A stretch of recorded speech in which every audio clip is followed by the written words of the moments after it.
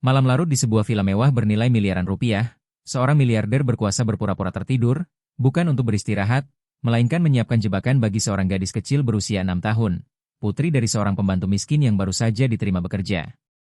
Di dalam ruang kerjanya di lantai 15 Menara Kencana, brankas dibiarkan terbuka sedikit, uang tunai menumpuk setinggi gunung, sebuah ujian kejujuran yang tampak mustahil bagi anak kecil yang hidup dalam kemiskinan.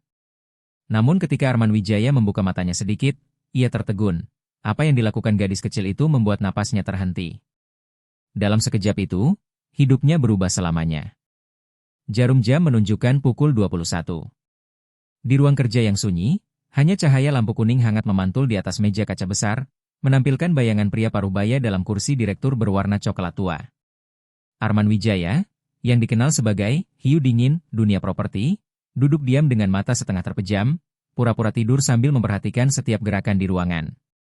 Brankas di samping meja terbuka lebar, berisi hampir 5 miliar rupiah, semua uang asli dalam pecahan 100 ribu, ditumpuk rapi tanpa kunci pengaman, tanpa satpam berjaga, semuanya sengaja disusun sebagai jebakan manis. Ini bukan lelucon, ini adalah ujian. Ujian yang sudah disiapkan Arman Wijaya selama seminggu penuh, lengkap dengan kamera tersembunyi, perekam suara di bawah meja, dan instruksi rahasia agar keamanan tidak campur tangan walau terjadi hal ganjil. Ia ingin tahu apakah di dunia ini masih ada orang jujur. Setelah wakil direktur utamanya, orang yang ia anggap seperti adik sendiri, bersekongkol dengan kontraktor untuk menggelapkan 70 miliar rupiah lalu kabur ke luar negeri, Arman kehilangan kepercayaan pada siapapun. Asisten pribadinya diam-diam membocorkan dokumen internal, bahkan pengacara pribadinya pun berbohong soal hak kepemilikan aset. Ia tak berkata apa-apa, tapi batinnya telah lelah. Ketika seseorang mencapai puncak kekayaan, yang tersisa hanyalah kepercayaan, dan saat itu pun hilang, manusia menjadi bangkai hidup yang hanya tahu mengatur, seperti Arman saat ini. Pintu kaca perlahan terbuka, seorang wanita berseragam hijau masuk pelan, diikuti seorang gadis kecil berusia sekitar 5 atau 6 tahun dengan ransel mungil di punggung dan buku mewarnai di tangan. "Permisi, Pak Satpam," suara mungil itu terdengar lembut di koridor, terekam oleh kamera CCTV. Nadia Prameswari, petugas kebersihan shift malam yang telah bekerja di sana lebih dari setahun, berjalan perlahan. Tak banyak orang mengenalnya, kecuali Rani Kusuma dari bagian HRD dan Satpam tua bernama Sutono Prabowo, yang kadang memberinya permen susu untuk putrinya, Alia Putri. Tak ada yang tahu Nadia dulu pernah kuliah ekonomi dan bercita-cita membuka toko buku kecil, sebelum hidupnya hancur karena ditinggalkan kekasih saat ia hamil. Sejak itu, ia membesarkan anaknya sendirian, bekerja keras tanpa bantuan siapapun. Ia memilih shift malam di Kencana Grahaland karena gajinya lebih tinggi dan ia diperbolehkan membawa anaknya selama tetap tenang. Siang hari ia berjualan online, malamnya membersihkan kantor hingga tak tersisa debu. Ia tak pernah meminta belas kasihan, tak pernah menerima sedekah. Ia selalu mengajarkan pada anaknya, kita miskin bukan berarti hina. Kalau hidup jujur, kepala tetap bisa tegak. Malam itu, seperti biasa, Nadia mulai dari lobi, lalu ke ruang rapat, hingga akhirnya tiba di kantor presiden direktur. Ia sudah terbiasa dengan hawa dingin AC malam, dengan kesunyian pekat yang hanya dipecah suara alat pel lantai yang bergesek lembut di marmer. Alia menaruh ransel di sudut ruangan, mengeluarkan buku mewarnai, duduk diam. Namun malam ini berbeda, di hadapannya, uang menumpuk begitu banyak. Mata gadis kecil itu membulat, seolah sedang menatap keajaiban dari dunia dongeng. Ia mendekat, melihat ke dalam brankas, tapi tak menyentuhnya. Setelah beberapa detik, ia menatap sekeliling, lalu mengambil kantong kecil dari dalam ranselnya, kantong yang biasa digunakan ibunya untuk menyimpan uang receh hasil jualan online, karena setiap uang adalah hasil kerja keras, kata ibu, harus disusun rapi agar kita belajar menghargainya. Malam itu Alia Putri membuka kantong kecil dari hasil jualan online ibunya, lalu mulai menata kembali uang dalam brankas. Tidak apa-apa, kata Mama, uang harus disusun rapi, baru terlihat kita menghormatinya. Bisiknya pelan sambil menata tiap bundel berdasarkan nominal, meluruskan tepi kertas satu persatu tanpa mengambil selembar pun, tidak memasukkan ke ransel, hanya merapikan seperti sedang menyusun boneka kecilnya. Sementara itu, Arman Wijaya tetap berpura-pura memejamkan mata, tapi perasaannya kacau, dari selamatanya, ia melihat jelas tindakan gadis kecil itu, mendengar setiap bisikan lugu, dan melihat cahaya polos di matanya, tanpa keserakahan, tanpa niat mencuri, hanya kemurnian seorang anak yang belum ternoda. "Paman tidur ya?" tanya Alia pelan, tapi tak ada jawaban. Saat itu Nadia Prameswari masuk, baru selesai mengepel lantai luar. "Alia, Kamu sedang apa? Jangan sentuh barang orang lain. Tapi uang di dalam kotak itu berantakan, aku cuma merapikannya, tidak mengambil apapun, jawab si kecil polos. Nadia segera menarik putrinya menjauh, wajahnya pucat. Kamu tidak salah, Ma. Aku hanya ingin membantu, bisik Alia lirih. Arman yang masih berpura-pura tidur menelan ludah, jantungnya berdenyut halus, perasaan yang lama hilang kini menembus lapisan dingin hatinya. Malam itu ia tidak bisa tidur. Ia duduk menatap layar komputer, memutar ulang rekaman CCTV berkali-kali, adegan gadis kecil menata uang itu, tanpa sedetik pun keraguan atau tipu muslihat. Ia membuka surat di mejanya, surat pengunduran diri seorang direktur pemasaran yang tak puas dengan pembagian komisi proyek di Bekasi. Ia menaruh surat itu, menatap gambar gadis kecil di layar yang sedang menyusun uang seperti puzzle. Untuk pertama kalinya setelah sekian tahun, Arman bertanya pada dirinya sendiri, kepada siapa sebenarnya ia telah menaruh kepercayaannya, dan siapa yang selama ini tanpa sadar telah ia abaikan. Di luar, hujan turun perlahan, dan di dalam hatinya, pintu kepercayaan yang selama ini tertutup rapat perlahan terbuka. Keesokan paginya, di kamar kos sempit berukuran tak lebih dari 20 meter persegi di Depok, cahaya matahari menembus tirai lusuh berwarna pudar. Nadia sudah bangun sejak fajar meski semalaman tak bisa memejamkan mata. Alia masih terlelap memeluk boneka beruang yang telinganya sobek satu. Melihat wajah anaknya, Nadia kembali menemukan alasan untuk bertahan hidup satu hari lagi. Ia menyeduh kopi sachet, meneguh pelan. Hampir saja kemarin aku kehilangan segalanya satu. Pikirnya. Ia tahu betul andai Arman bangun tepat saat putrinya berdiri dekat brankas, hanya butuh sedikit salah paham untuk menghancurkan hidupnya. Ia tahu dunia jarang percaya pada orang miskin. Namun Arman tidak bicara apapun, tidak marah, bahkan saat Nadia menunduk meminta maaf dan menarik anaknya pergi, ia tetap duduk diam, matanya terpejam seolah patung batu. Nadia tak tahu harus lega atau takut. Ia menatap sekeliling kos kecil mereka, kompor listrik, meja lipat bekas yang jadi meja belajar Alia, rak buku dari kardus mie instan, lemari reot diikat tali plastik. Hidup mereka sederhana, miskin tapi bersih.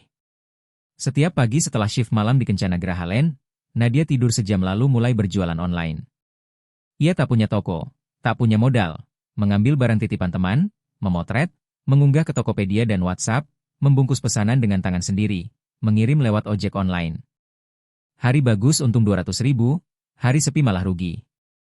Tapi Alia, anak kecil yang jadi alasan sekaligus beban hidupnya, tetap luar biasa patuh, tak pernah merengek minta mainan, hanya suka buku mewarnai bekas yang kadang dikasih warung tetangga. Ia juga suka buku tabungan tua milik ibunya. Setiap kali Nadia menghitung uang receh dan memasukkannya ke amplop tabungan, Alia duduk di samping memperhatikan. Mama, kenapa uangnya harus disusun rapi? Tanyanya. Karena uang itu hasil kerja keras, nak. Kita tak punya banyak, jadi harus tahu cara menghargainya. Dan kebiasaan kecil itu, tanpa disadari, menjadi alasan mengapa malam itu telah mengubah nasib mereka selamanya tentang kejujuran dan tanggung jawab, padahal seluruh ruang tahu siapa dia sebenarnya. Sementara itu, di sudut hati Arman Wijaya, bayangan gadis kecil semalam terus berputar. Hadiah dari kerja keras, pikirnya, kita tidak punya banyak, jadi harus tahu cara menghargai. Sejak saat itu, Alia Putri memiliki kebiasaan merapikan setiap lembar uang yang tampak kusut. Kebiasaan kecil itu, yang tampak sepele, menjadi titik balik yang mengubah segalanya. Pagi itu, bel ponsel Nadia Prameswari berbunyi, pesanan online. Ia menulis alamat di kertas kecil, menempel pada setiap paket. Saat itu Alia terbangun, mengucek mata. Mama, kemarin Pak Presiden Direktur marah tidak? Tidak, nak, beliau tidak berkata apa-apa. Beliau lihat aku merapikan uangnya? Nadia terdiam. Ia tak tahu pasti, tapi firasatnya mengatakan iya. Ingat ya, nak, jangan sentuh barang milik orang lain, seindah apapun, meski tak ada yang melihat, ucapnya lembut. Iya, Ma, jawab Alia, lalu Nadia memeluknya erat, di pelukan itu, ia merasa meski miskin, harga dirinya tetap utuh. Sore harinya, setelah mengantar pesanan terakhir, Nadia menerima pesan dari Rani Kusuma, Kepala HRD. Nadia, Presiden Direktur ingin bertemu pukul 17.30. Tenang saja, tidak ada yang serius. Nadia membaca pesan itu berulang kali, jantungnya berdetak cepat. Kata-kata menenangkan itu justru menambah cemas. Apakah beliau sudah melihat rekaman kamera? Apakah beliau salah paham? Apakah aku akan dipecat? Pikirnya. Pukul 17.15, Nadia tiba di Menara Kencana dengan pakaian rapi, menyuruh Alia menunggu di pos satpam bersama Sutono Prabowo yang sudah akrab dengan mereka. Pintu ruang presiden direktur terbuka, suasananya tetap dingin dan megah. Arman duduk di balik meja, cahaya dari jendela besar di belakang membuat wajahnya sulit dibaca. Duduklah, katanya dengan suara berat tapi tenang. Nadia duduk tegak, jemari saling menggenggam di bawah meja. Saya ingin bertanya beberapa hal. Silakan, Pak, jawabnya. Kemarin anakmu melihat uang di brankas itu. Apa yang dia lakukan pertama kali? Nadia menelan ludah, tak sanggup berbohong. Dia merapikan uangnya, Pak. Katanya uangnya berantakan. Kau ajarkan apa padanya soal uang? Saya ajarkan bahwa uang itu berharga, tapi kalau bukan milik kita, jangan diambil, meskipun tak ada yang melihat. Hening beberapa detik. Arman menatap lurus ke matanya, lalu membuka laci, mengeluarkan ponsel, dan memutar rekaman CCTV. Bayangan kecil Alia yang sedang menata bundelan uang.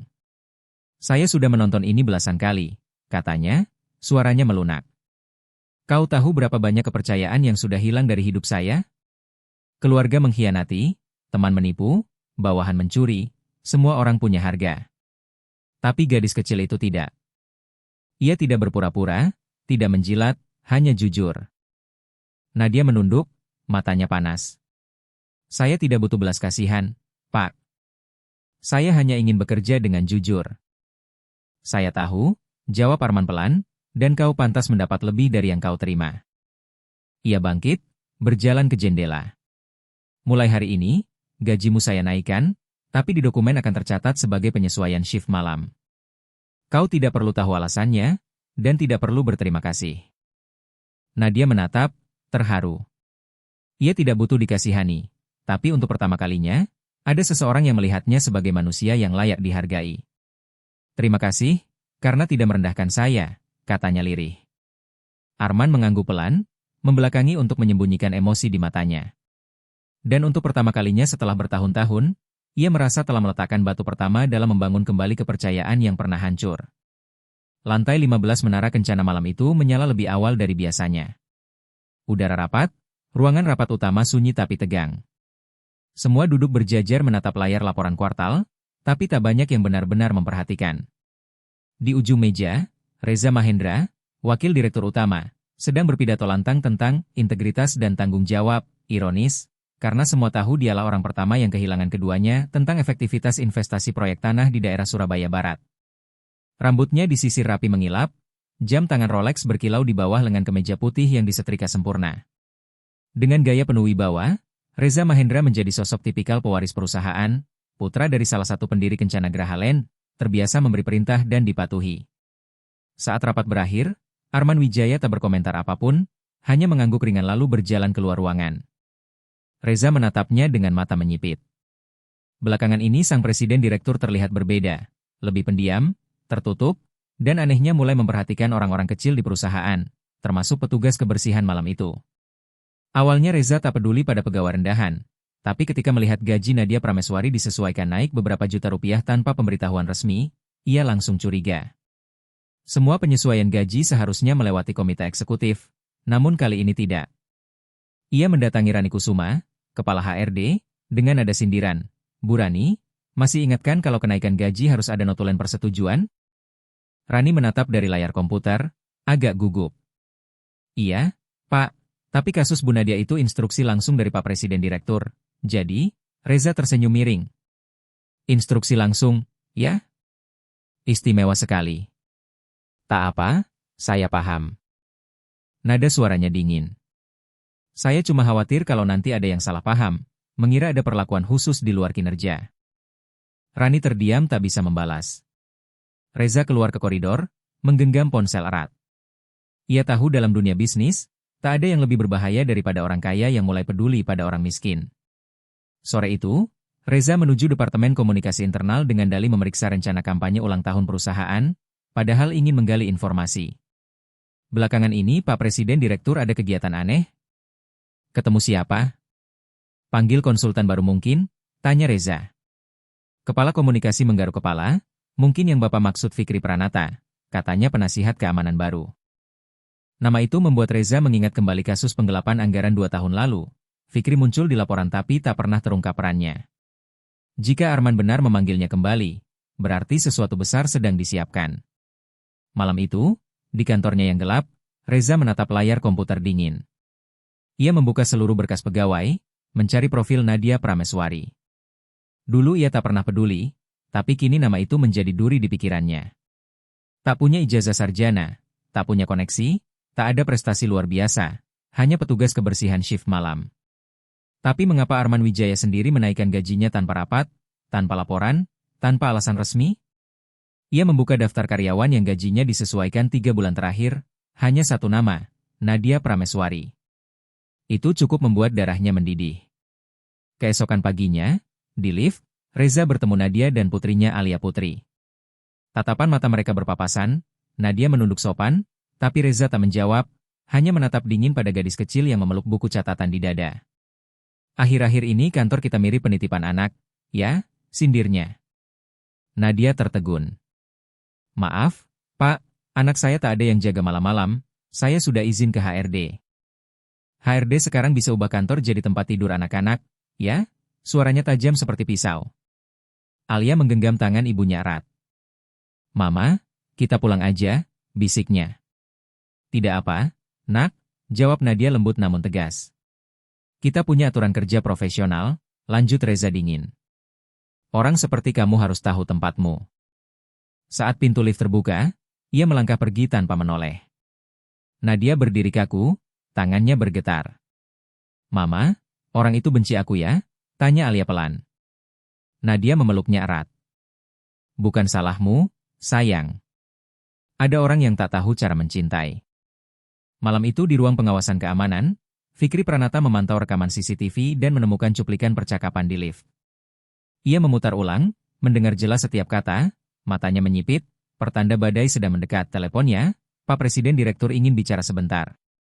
Di ruang kendali keamanan, Fikri Pranata menatap layar sambil berkata lewat panggilan, Pak Arman, saya rasa Bapak perlu lihat rekaman ini.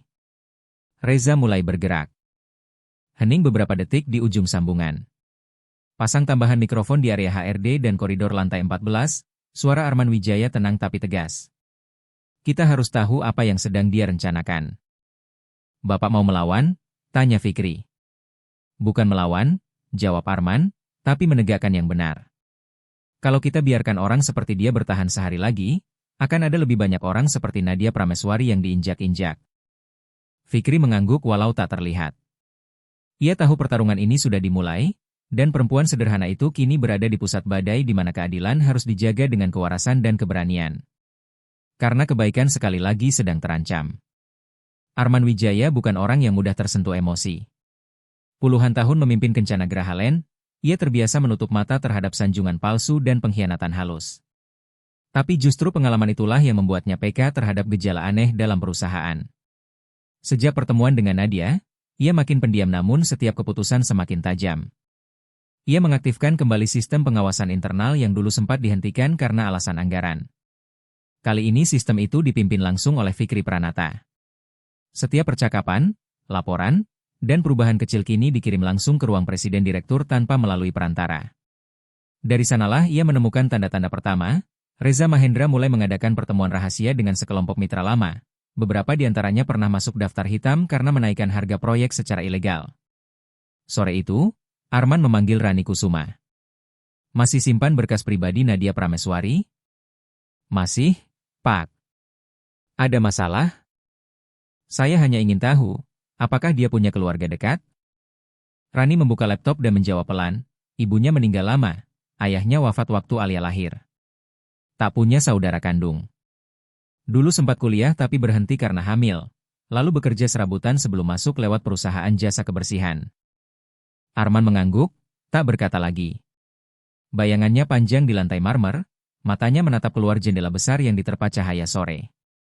Tak ada yang tahu apa yang ia pikirkan, tapi keheningan itu menandakan badai sedang menanti.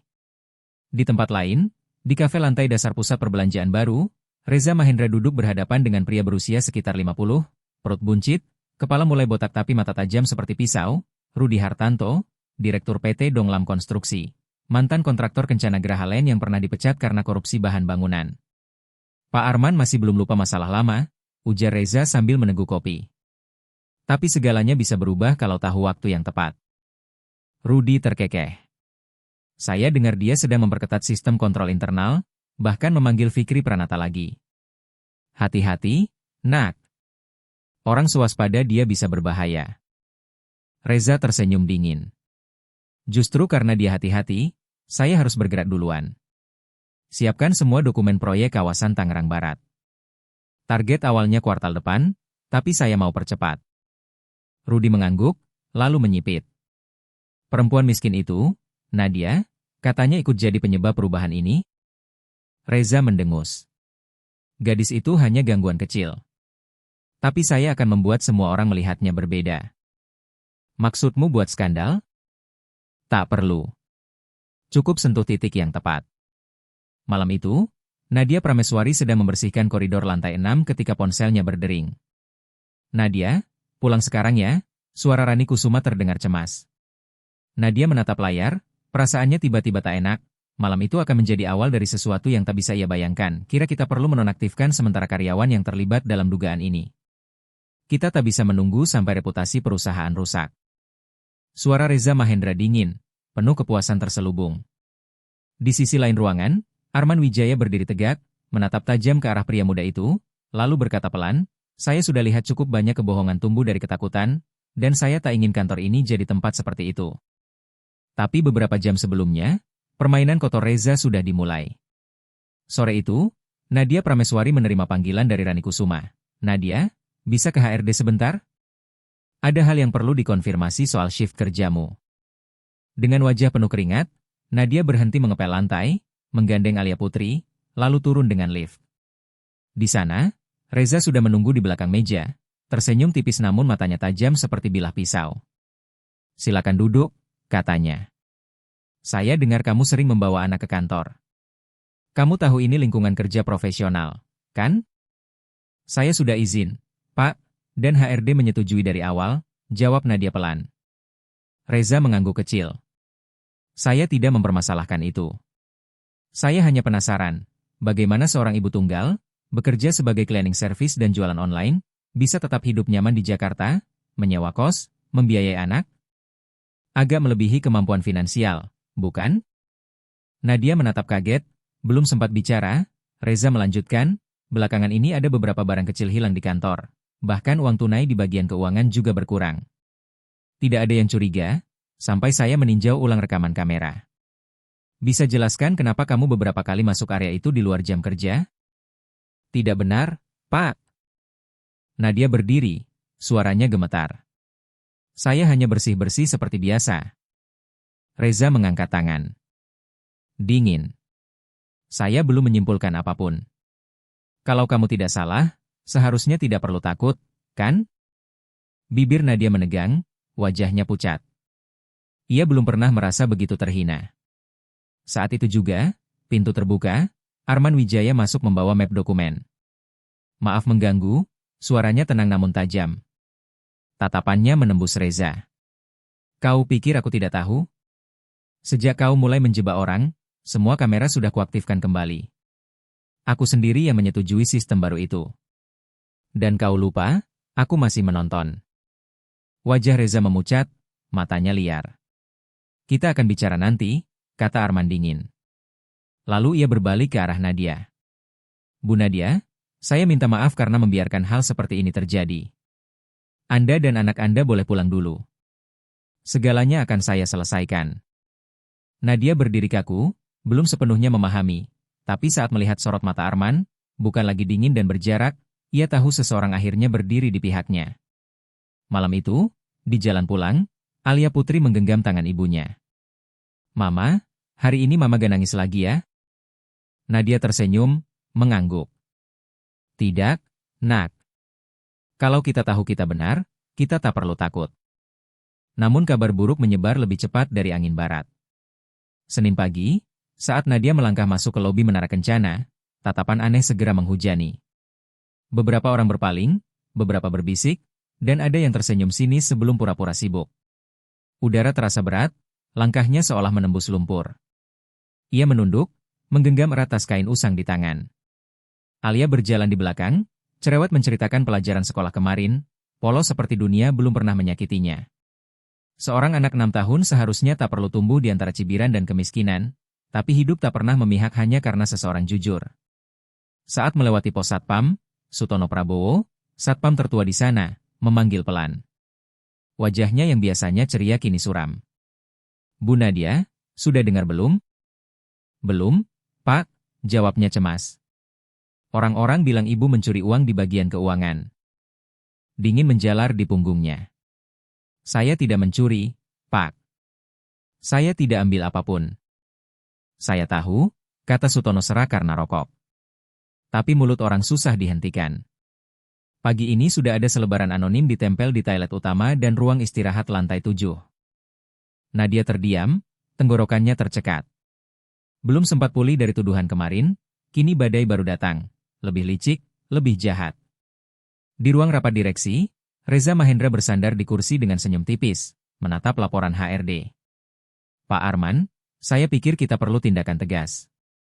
Walau belum ada bukti, demi menjaga reputasi perusahaan, karyawan itu sebaiknya," dan ia tidak sempat menyelesaikan kalimatnya sebelum mata Arman Wijaya menatapnya seperti pisau, tajam dan tenang, menandakan bahwa perburuan keadilan baru saja dimulai. Rapat direksi. Reza Mahendra bersuara lantang, "Saya menyarankan untuk menonaktifkan sementara Nadia Prameswari demi penyelidikan internal." Arman Wijaya tidak langsung bereaksi. Ia membuka perlahan halaman laporan di depannya, tatapannya tenang tapi tajam seperti bilah pisau. "Dan bagaimana kamu berniat menyelidiki?" "Sesuai prosedur, Pak. Kita bisa meninjau semua rekaman CCTV, mencatat daftar akses keluar masuk, memeriksa kapan saja dia mendekati area sensitif. Kau tahu sistem itu sudah saya perbarui. Semua yang perlu saya lihat sudah saya lihat." "Kalau begitu, kenapa Bapak belum ambil keputusan?" desak Reza, dahinya berkerut. "Karena saya tidak membuat keputusan berdasarkan omongan orang, apalagi berdasarkan selebaran anonim yang ditempel di toilet." Ruangan mendadak hening. Para anggota rapat menahan napas, menyadari ketegangan antara dua pria itu sudah lama membara dan kini meledak di depan semua orang.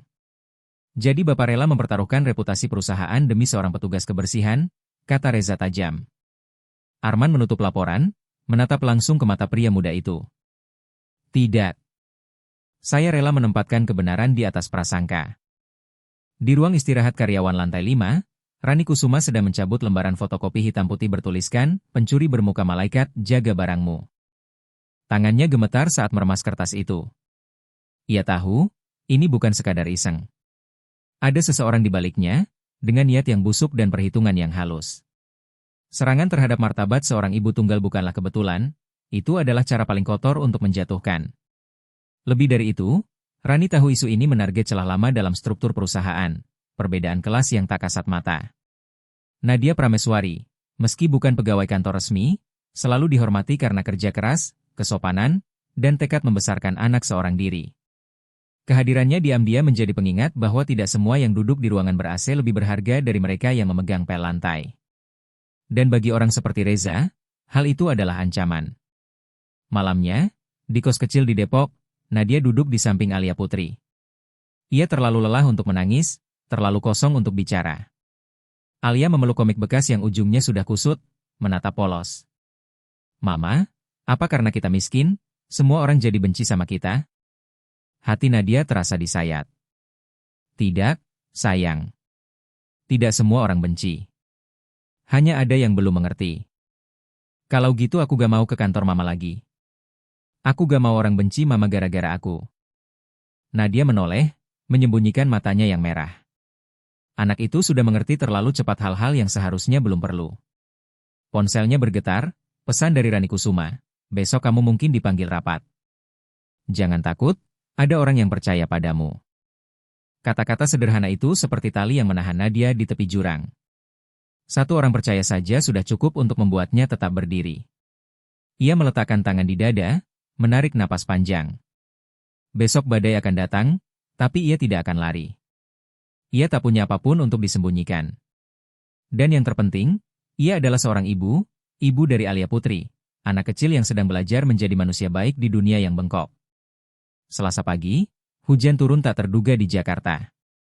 Rintik langka di bulan September membuat udara lembab dan muram. Menara Kencana yang biasanya berkilau kini tampak tunduk di bawah langit kelabu. Nadia masuk lobi, memegang jas hujan basah di tangannya. Alia menempel di sisi ibunya, seragamnya lembab tapi wajahnya tetap ceria. Ia hanya tahu hari ini bisa ikut mama lagi. Sejak rumor itu merebak, setiap langkah Nadia terasa seperti pawai lewat ribuan tatapan. Tak ada yang menuduh terang-terangan, tapi mata mereka sudah berkata cukup. Aneh, betapa kebohongan yang diulang-ulang bisa menjadi kebenaran bagi mereka yang malas berpikir. Pukul 8, pesan masuk dari Rani Kusuma. Ke ruang rapat lantai 15, ada Pak Presiden Direktur. Nadia memeluk erat tasnya, menatap putrinya. Hari penentuan telah tiba. Di lobi lift, Nadia Prameswari berlutut merapikan rambut Alia Putri, lalu berbisik lembut, nanti di atas duduk manis ya, jangan bicara apa-apa, biar mama yang urus. Alia mengangguk, matanya menatap wajah ibunya. Ia tahu kali ini berbeda. Tak ada tawa kecil di sepanjang jalan, tak ada roti isi hangat yang biasanya mereka makan bersama. Udara terasa tegang, seakan sesuatu besar akan terjadi. Pintu ruang rapat terbuka. Di dalam, selain Arman Wijaya, sudah ada Reza Mahendra, Rani Kusuma, 2 anggota tim audit internal, dan seorang staf hukum. Suasana begitu pekat hingga setiap helaan napas terdengar jelas. Semua menoleh ketika Nadia melangkah masuk, sebagian dengan pandangan kaku, sebagian lagi tanpa iba. Hanya Arman yang menatap lama, pandangannya melembut sejenak saat melihat anak kecil di sisi perempuan itu. Silakan duduk, ucapnya tenang tapi tegas. Hari ini kita kumpulkan semua untuk meluruskan tuduhan yang beredar. Saya harap semua yang hadir menjaga sikap hormat dan jujur selama rapat berlangsung. Nadia mengangguk pelan, menatap lurus tanpa menghindar. Reza memulai dengan suara datar seperti jaksa muda. Saudari Nadia Prameswari diduga terlibat dalam kehilangan aset kantor dan beberapa kali terlihat mendekati ruang keuangan di luar jam kerja. Meskipun belum ada bukti langsung, berdasarkan rekaman CCTV, dia sering muncul di area tersebut. Ditambah, kondisi keuangannya tidak sepenuhnya transparan, menimbulkan kecurigaan di kalangan karyawan. Tangan Nadia menggenggam erat di pangkuan, suaranya tenang tapi berat. Pertama, saya masuk ke ruangan itu karena jadwal pembersihan yang tercatat setiap malam. Kedua, keuangan saya bisa diperiksa, semua masuk lewat rekening. Uang sekolah anak saya berasal dari beasiswa ibu tunggal yang disalurkan oleh yayasan resmi dengan surat keterangan lengkap. Reza tersenyum sinis. Kebetulan sekali, ya. Begitu gajimu naik, selisih uang kas pertama kali ditemukan hilang. Arman mengangkat tangan, menghentikan. Tatapannya berpindah ke Fikri Pranata, yang baru saja masuk membawa sebuah USB. Sebelum kita terus menebak-nebak, katanya pelan, lebih baik kita lihat bukti sebenarnya. Fikri menancapkan USB ke layar proyektor. Rekaman mulai diputar, jelas terlihat Reza Mahendra sendiri, pada malam akhir pekan, membuka ruang keuangan dengan kartu akses pribadinya, mengambil sebuah amplop besar, lalu keluar. Tak ada suara, tapi waktu, lokasi, dan tindakan terpampang jelas. Ruangan membeku. Reza menatap layar dengan wajah pucat pasi, bibirnya bergetar tanpa suara. Salah satu anggota audit berdiri, mengangguk. Video ini otentik, belum diedit, diverifikasi langsung dari sistem server utama. Arman berbalik menatapnya tajam. Kau mau bilang apa lagi, Reza? Saya cuma pinjam sementara. Pak, mau saya kembalikan? Ia tergagap. Pinjam tanpa surat permintaan resmi? Tanpa laporan keuangan? Arman menyipitkan mata. Dan saya punya 4 rekaman lain yang serupa. Ia menoleh ke seluruh ruangan. Saya rasa cukup untuk mengakhiri semua tuduhan palsu ini. Tak ada yang menjawab, tapi keheningan yang menggantung terasa lebih berat daripada bunyi palu keputusan. Nadia duduk diam, tak tersenyum, tak menangis, hanya merasakan beban di dadanya perlahan lepas. Seperti rantai panjang yang akhirnya putus. Alia berbisik di telinganya, Mama, kita gak diusir, kan? Nadia menggenggam tangan putrinya erat. Tidak, sayang. Kita gak kemana-mana. Setelah semua orang keluar, Arman Wijaya menahan mereka berdua. Ia menatap Nadia lama, kali ini dengan rasa hormat yang tulus. Saya minta maaf sudah membiarkan hal seperti ini terjadi padamu. Tidak apa, Pak. Saya cuma ingin bekerja dengan tenang dan membesarkan anak saya. Arman menghela napas pelan. Bukan cuma tenang. Kamu menjaga martabatmu di saat semua ingin menjatuhkanmu. Perusahaan ini butuh orang seperti kamu lebih dari yang saya kira. Tatapannya berpindah pada Alia Putri, yang sedang menatap sekeliling ruangan dengan mata berbinar. Anakmu hebat. Kalau kamu mengizinkan, saya ingin membantu biaya pendidikannya ke depan. Bukan karena kasihan, karena anak-anak seperti dia layak mendapat kesempatan, ujar Arman Wijaya lembut. Nadia Prameswari terdiam, tenggorokannya tercekat. Ia hanya bisa mengangguk pelan. Saat keluar dari ruang rapat, hujan masih turun, tapi kali ini setiap tetesnya terasa seperti mencuci bersih segala noda tak kasat mata yang menempel di dirinya selama berhari-hari. Di bawah atap lobi Menara Kencana, Alia Putri menengadahkan wajah kecilnya ke langit, tertawa riang. Mama, hujannya sejuk banget, rasanya ringan kayak kapas. Nadia menatap anaknya dan tersenyum, senyum tulus pertama setelah badai panjang. Tidak semua badai datang untuk menghancurkan, sebagian hadir untuk menyapu kotoran dan membuka langit yang lebih jernih. Bagi dua ibu anak itu, lembaran baru telah dimulai, dari kejujuran, dari kebenaran, dan dari kepercayaan yang tak pernah mati. Setelah rapat mengejutkan itu, suasana di Kencana Gerahalen seolah berubah. Desas-desus memudar seperti daun gugur, meninggalkan keheningan canggung di koridor yang dulu dipenuhi tatapan sinis. Nadia kembali bekerja membersihkan lantai seperti biasa, seakan tak ada apa-apa yang terjadi. Namun, bagi orang-orang di sekelilingnya, semuanya sudah berbeda. Ia tidak menyalahkan siapapun. Ia tahu beratnya bisikan fitnah dan betapa lemahnya manusia ketika harus memilih antara kebenaran dan apa yang terus diulang-ulang. Yang ia harapkan hanyalah agar anaknya tumbuh di dunia yang lebih adil. Tapi badai yang berlalu tak hanya meninggalkan langit biru, ia juga menyingkap retakan lama yang tersembunyi di bawah permukaan. Di ruang rapat kecil lantai 12, tempat Reza Mahendra dulu sering mengatur pertemuan rahasia, Rani Kusuma dan Fikri Pranata sedang meneliti dokumen keuangan. Kamu lihat ini, kata Rani, mendorong satu berkas laporan. Fikri menaikkan kacamatanya, mengernyit. Proyek Catura Residen sudah berhenti 6 bulan lalu, tapi di laporan masih ada biaya operasional dan jamuan tamu. Totalnya hampir 2,3 miliar rupiah. Persetujuan terakhir atas nama Reza, dan semua dokumennya lengkap, stempel perusahaan pun ada. Kalau tidak dicermati, tidak akan pernah ketahuan. Orang ini lebih licik dari yang kukira. Ia menghela napas. Fikri sebenarnya tidak berniat kembali ke dunia korporat, tapi ajakan Arman Wijaya dan kisah Nadia membuatnya berubah pikiran. Untuk pertama kalinya setelah pensiun, ia merasa harus bertindak demi kebenaran. Sementara itu, di villa mewah kawasan Jakarta Selatan, Reza Mahendra berdiri terpaku menatap layar tablet. Buletin internal baru saja mengumumkan pemecatan dirinya. Tak disebut nama, tapi semua orang tahu siapa yang dimaksud. Berdasarkan hasil penyelidikan internal, Wakil Direktur Utama Reza Mahendra resmi diberhentikan dan kasusnya diserahkan kepada Polres Jakarta Selatan.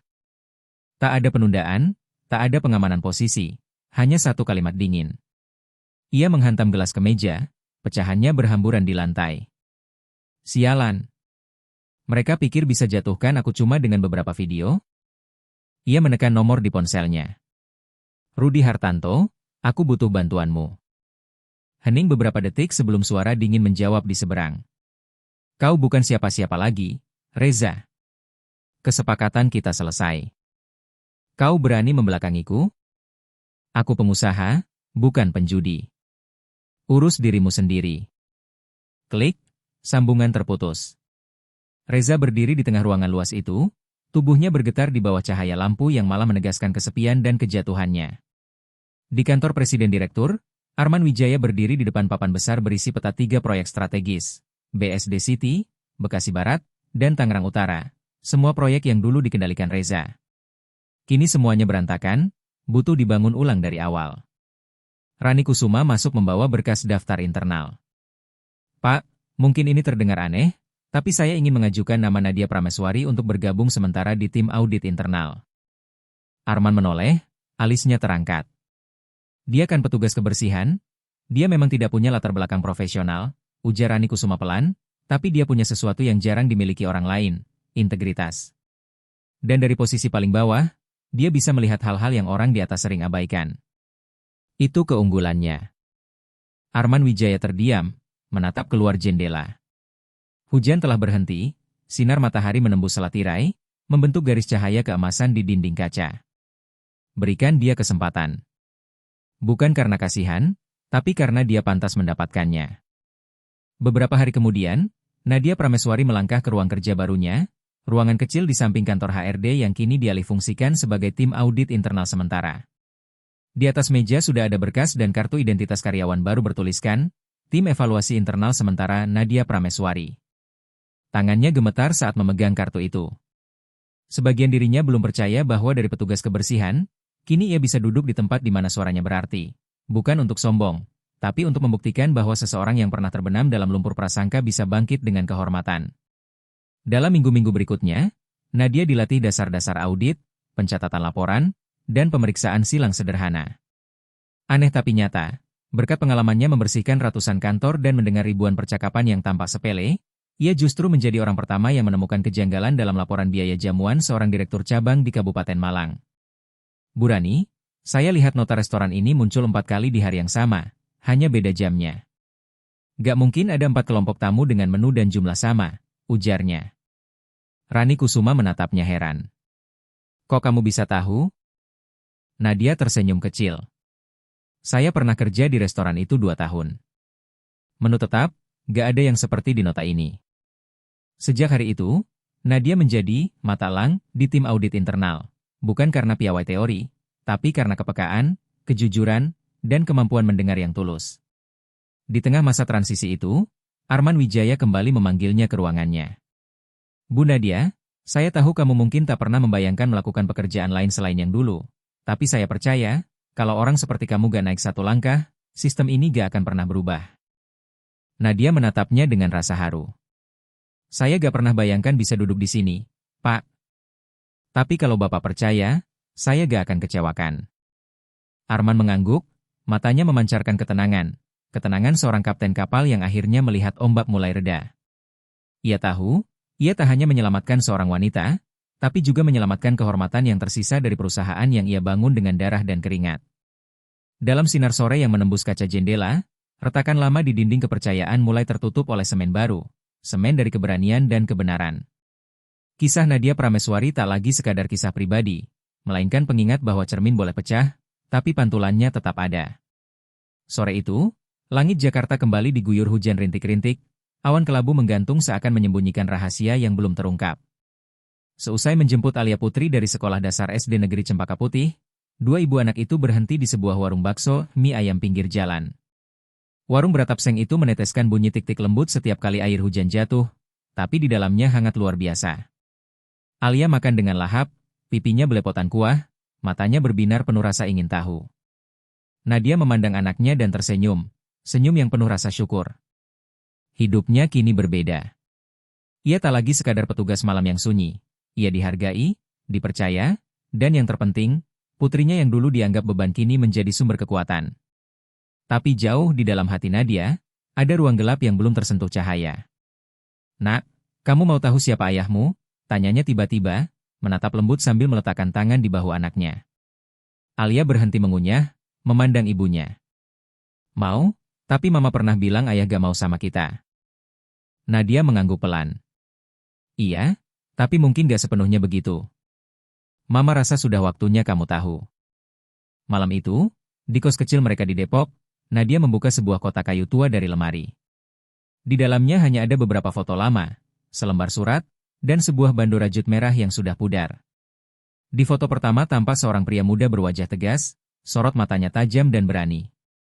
Pria itu berdiri di samping Nadia Prameswari dalam seragam kehormatan Akademi Kepolisian Nasional, difoto pada upacara kelulusan bertahun-tahun silam.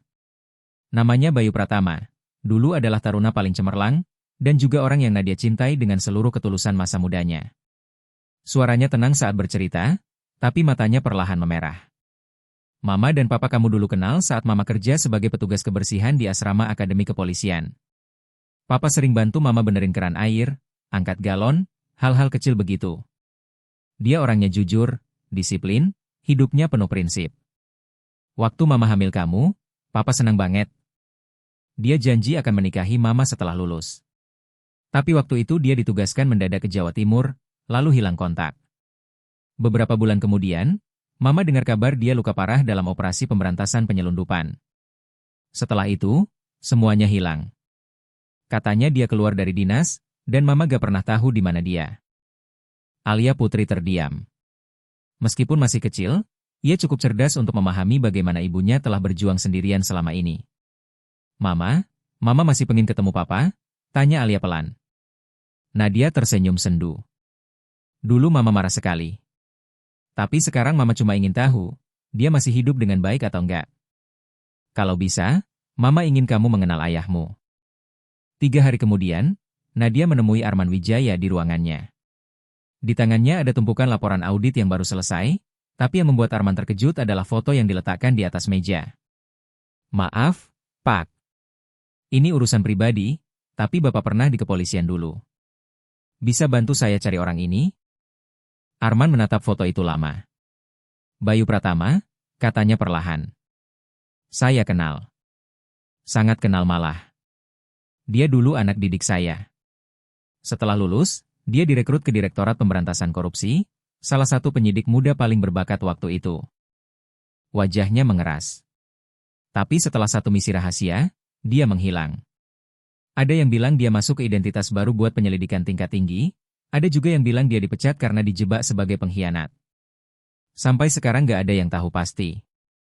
Nadia terdiam, perasaannya campur aduk antara harapan dan ketakutan. Biar saya hubungi Fikri Pranata, kata Arman akhirnya.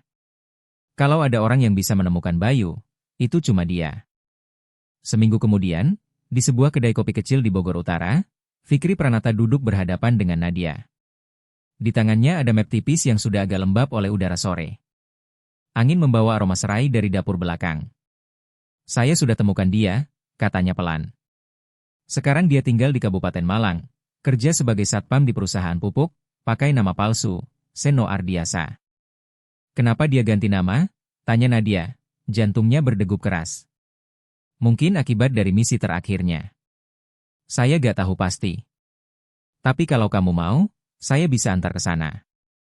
2 hari kemudian, mobil 7 penumpang melaju di jalan berliku yang diapit kebun kopi dan rumah-rumah sederhana di kaki gunung. Pria di foto itu kini tampak berbeda. Rambutnya beruban, kulitnya legam, wajahnya keras tapi matanya masih menyimpan sorot yang sama. Ia duduk di tangga depan rumah kayu, memegang buku catatan kecil. Saat Nadia dan Fikri turun dari mobil, pria itu tertegun. Nadia, suaranya serak, hampir tak keluar. Lalu matanya beralih ke Alia Putri, gadis kecil yang bersembunyi di balik ibunya, takut-takut tapi tak mundur. Dalam sekejap, pandangan mereka bertemu, dan semua jarak tahun-tahun yang memisahkan seolah runtuh. Ini, anak kita? Bisik Bayu, suaranya gemetar. Iya, jawab Nadia pelan, air matanya jatuh juga. Alia melangkah maju.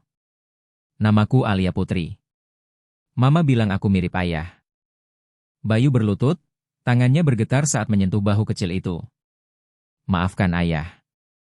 Ayah gak ada waktu kamu butuh. Air mata lelaki yang dulu pernah menghadapi jaringan kriminal sendirian kini jatuh tanpa bisa ditahan, kalah oleh tatapan polos seorang anak kecil. Alia memeluknya diam-diam, seperti naluri yang tahu bahwa inilah bagian hilang dari keluarganya. Sore itu, mereka duduk bersama di depan rumah, mendengarkan angin berdesir di antara pohon kopi. Bayu bercerita tentang tahun-tahun pelarian, dijebak, dikhianati, hidup dalam bayang-bayang agar tak menyeret keluarganya ke bahaya. Aku takut kalau kembali, kalian akan ikut terluka, katanya pelan. Nadia menatapnya. Aku gak marah. Tapi kalau hari ini kamu berani muncul, kalau hari ini kamu berani kembali, ujar Nadia Prameswari pelan sambil menatap Bayu Pratama, maka tidak akan pernah terlambat. Alia Putri menyela dengan suara kecil tapi tegas. Ayah, bisa gak ikut mama dan aku balik ke Jakarta? Bayu menatap anaknya lalu memandang Nadia. Wajahnya dipenuhi keriput dan bekas luka waktu, tapi sorot matanya kini sama seperti dulu. Hangat, teguh, dan penuh harapan. Ayah akan pulang, dan ayah janji gak akan pergi lagi. Di bawah langit sore yang keemasan, mobil 7 penumpang melaju meninggalkan Kabupaten Malang. Di dalam mobil, masing-masing dari mereka memendam perasaan berbeda, tegang, haru, dan penuh harapan. Di kursi belakang, Alia tertidur bersandar di bahu ayahnya. Dari kaca spion, Nadia melihat pemandangan itu, adegan sederhana tapi menenangkan, seperti film sunyi yang menutup satu bab kehidupan dan membuka bab baru. Untuk pertama kalinya dalam bertahun-tahun, keluarga kecil itu akhirnya utuh.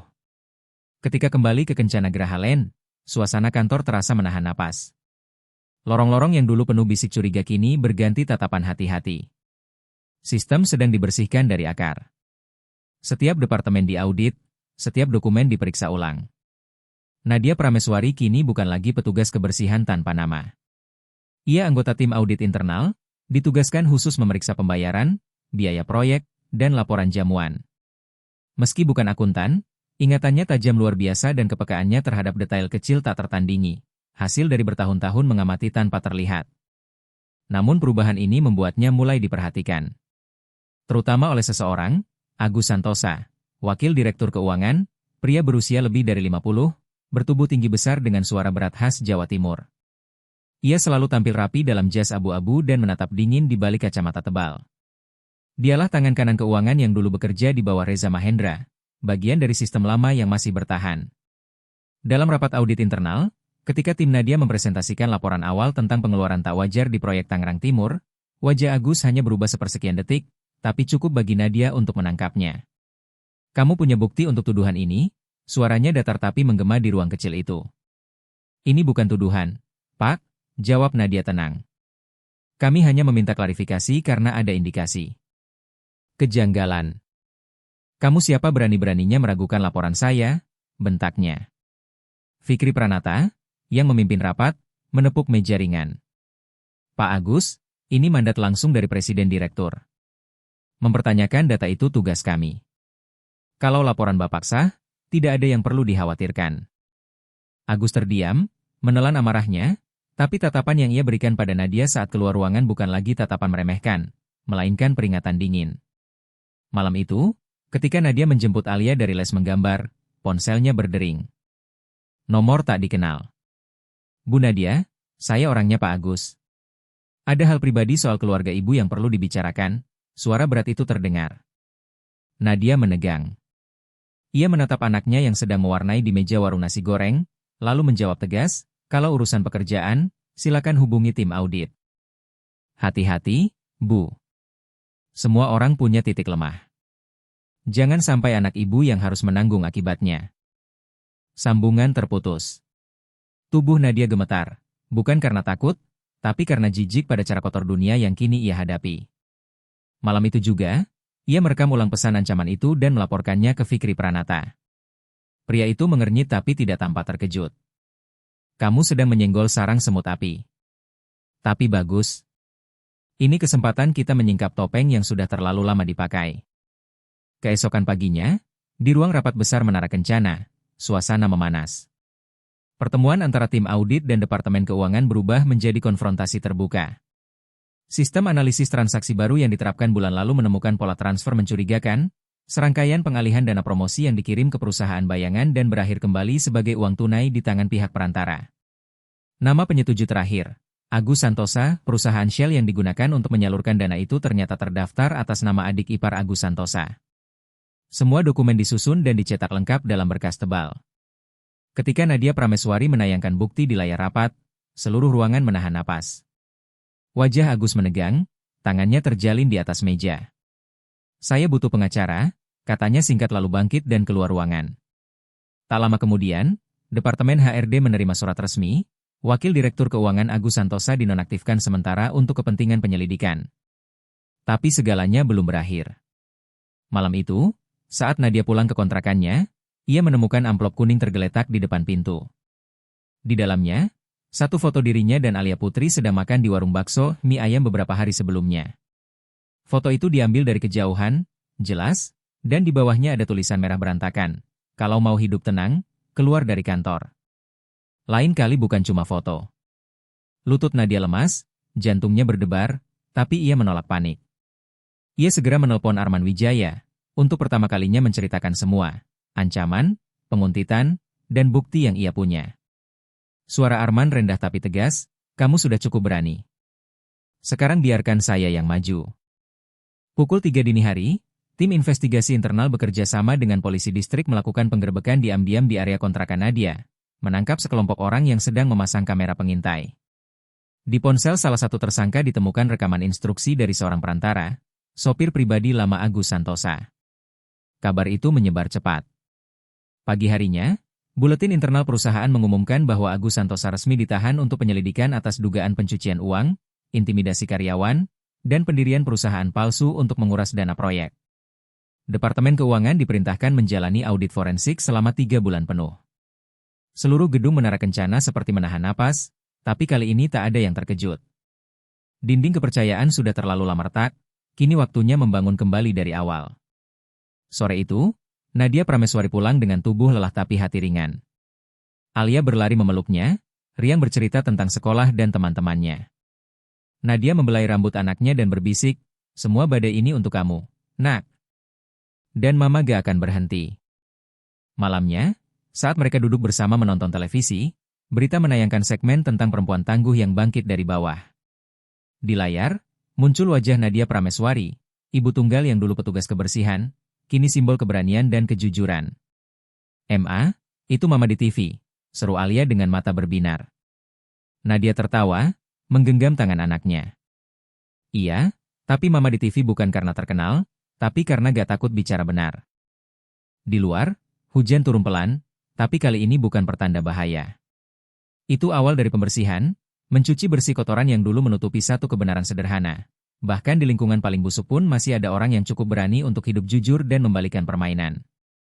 Pagi di Jakarta Selatan, cahaya matahari lembut menembus kaca tinggi Pramesti Group. Tidak ada lagi hawa pengap seperti dulu, udara terasa ringan, penuh harapan. Di ruang rapat lantai 12, semua staf senior hadir dalam pertemuan khusus, momen bersejarah bagi perusahaan. Di ujung meja duduk Arman Wijaya, di sampingnya Fikri Pranata, sosok yang selama setahun terakhir memimpin pembersihan sistem lama yang korup. Ruangan hening, sampai pintu terakhir terbuka. Nadia Prameswari melangkah masuk, bukan lagi petugas kebersihan yang dulu berjalan menunduk, tapi wanita teguh dengan tatapan yang membuat semua kepala menoleh. Arman mengangguk pelan. "Mari kita mulai." Fikri berdiri pertama, merangkum hasil penyelidikan 6 bulan terakhir, deretan penyimpangan keuangan, kontrak palsu, dan manipulasi donasi yang selama bertahun-tahun menyedot darah perusahaan. Tekanan dari kelompok kepentingan yang dulu dikendalikan oleh Reza Mahendra kini telah terungkap. Sebagian besar pelaku sudah ditahan atau menunggu proses pengadilan, tetapi Arman Wijaya tidak berhenti di sana. Bersamaan dengan penegakan hukum, langkah penting berikutnya adalah membangun kembali. Perusahaan ini tidak bisa terus berjalan dengan ketakutan dan penjilatan, katanya tenang. "Kita butuh generasi manajer baru, orang-orang yang berani berkata jujur dan menolak keuntungan yang mengorbankan integritas." Tatapannya lalu beralih ke Nadia Prameswari. "Dan saya pikir, tidak ada yang lebih pantas memulai proses itu selain dia." Ruangan hening. Nadia terdiam, sementara suara Arman berlanjut lembut namun tegas, "Mulai hari ini, saya secara resmi mengangkat Anda sebagai Kepala Divisi Etika dan Transparansi Internal.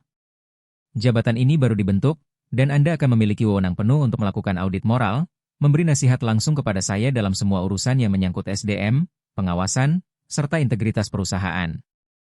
Tepuk tangan kecil bergema lalu menjalar ke seluruh ruangan.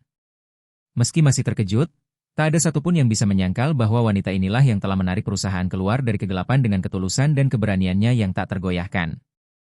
Nadia berdiri, menunduk hormat. "Saya tidak yakin layak, Pak. Tapi kalau kebenaran adalah hal yang ingin dijaga oleh perusahaan ini, saya akan berjuang sampai akhir. Bukan untuk saya, tapi untuk semua pekerja jujur yang selama ini dirugikan karena diam." Sore itu, di ruang kerja barunya yang sederhana namun bersih, Nadia menggantung satu bingkai foto, Alia Putri mengenakan seragam sekolah sambil mengangkat tinggi piagam penghargaan siswa berprestasi. Di bawahnya tertulis kalimat tangan, "Tetap jujur meski tak ada yang melihat." Tak lama kemudian, Alia masuk membawa segelas jus dari kantin.